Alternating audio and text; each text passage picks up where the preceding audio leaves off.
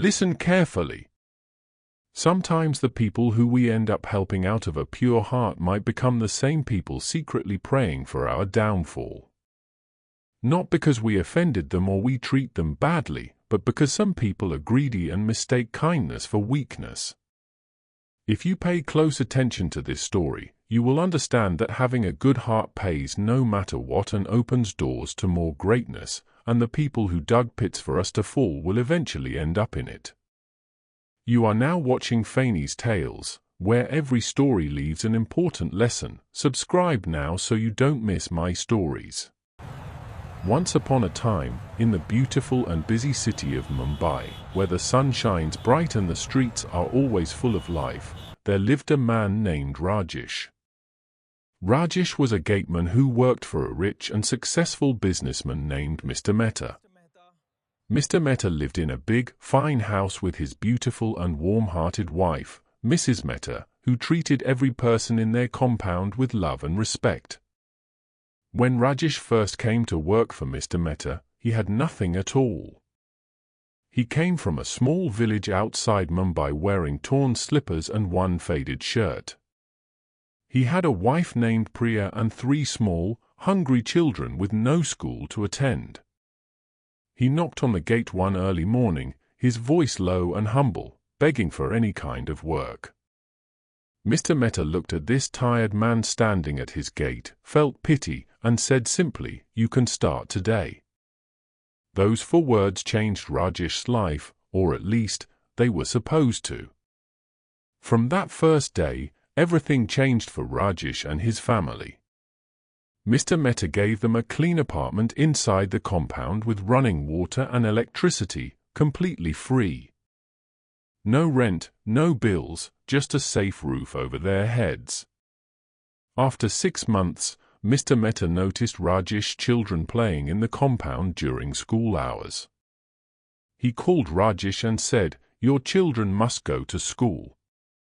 Bring me the forms, I will pay the fees." All 3 children were soon in school with new uniforms, bags, and sandals. Priya cried happy tears the morning she watched her children walk out of the gate looking clean and proud. A year later, Mrs. Mehta helped Priya open a provision shop just outside the estate, paying the rent herself and filling it with goods. The shop was doing well within weeks. Anyone who heard this story would agree that Rajesh was one of the luckiest men in all of Mumbai. But here is the part that will make you shake your head: Rajesh was stealing. Not once, not twice, but every single week, quietly and cleverly stealing from the very man who had lifted him from the ground and given him a new life. It started small, the way evil always starts. He stole a toolbox left outside and sold it at Mile 3 Market. When Mr. Mehta did not notice, Rajesh became bolder. He siphoned fuel from the generator at night and sold it out. He collected money from delivery men at the gate before letting them in. He stole drinks during parties and sold them before anyone could count them. He brought friends into the compound at night to take tools, equipment, and anything they could carry and sell. The worst part was this: Rajesh was not stealing because he was suffering. He was stealing because a dangerous feeling had been growing slowly in his heart. He had watched Mr. Mehta's business grow bigger over the years, and instead of feeling grateful, he felt something bitter inside. He told himself, "I have been here from the beginning. I deserve more." He felt entitled, and when a man starts feeling entitled to what he has not earned, trouble is never far away.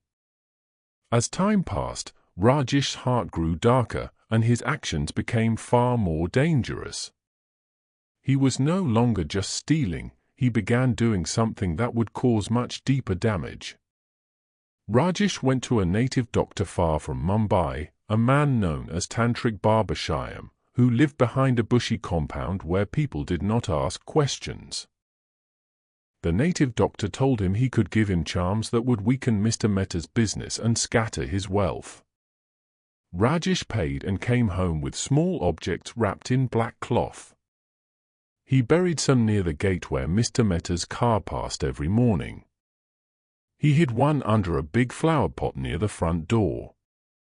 He sprinkled strange powder along the path from the parking lot to the house entrance. He did all of this at night while the compound slept.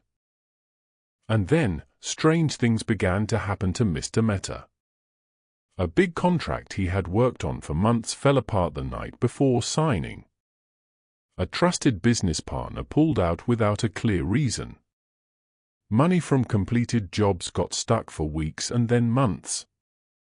Mr. Mehta began to look tired and confused. His eyes lost their brightness. He prayed harder and walked longer, but things kept going wrong.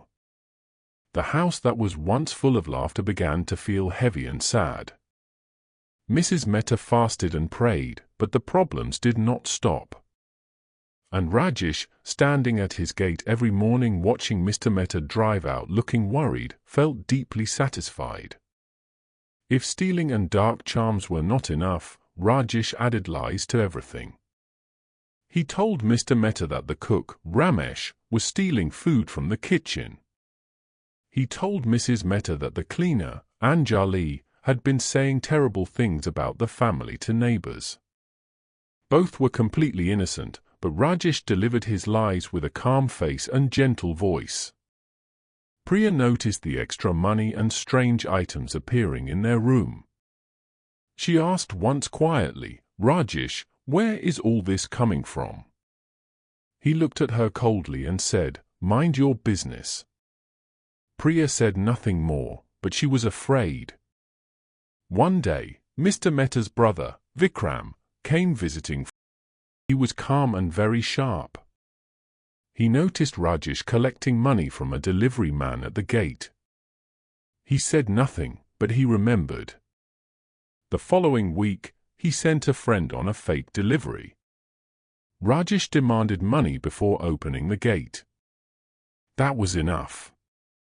Vikram then spoke privately to Ramesh and Anjali separately.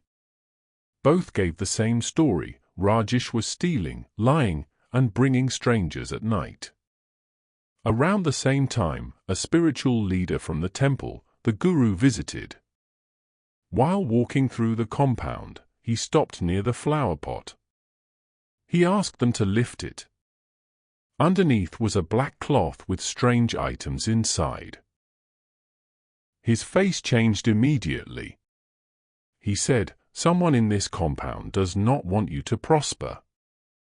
They searched everything and found more items near the gate and strange powder along the path. Everything was removed and destroyed. Mr. Mehta now understood everything. The next morning, he called Rajesh into the sitting room. Rajesh walked in smiling, relaxed. Mr. Mehta said calmly, "Rajesh, I know everything." He listed everything one by one. With every word, Rajesh's smile disappeared. He tried to deny it. He raised his voice. He said he was being treated unfairly. But Mrs. Mehta quietly stood up and left the room. Mr. Mehta said, "Pack your things. You and your family must leave before the end of the week. I will not call the police because of your children, but we are finished." They left on Thursday morning. The shop was taken back. Everything was removed. Trust was completely broken. The story spread quickly. No one wanted to hire Rajesh again. Every door closed. Rajesh ended up in a small room far away. His children left school.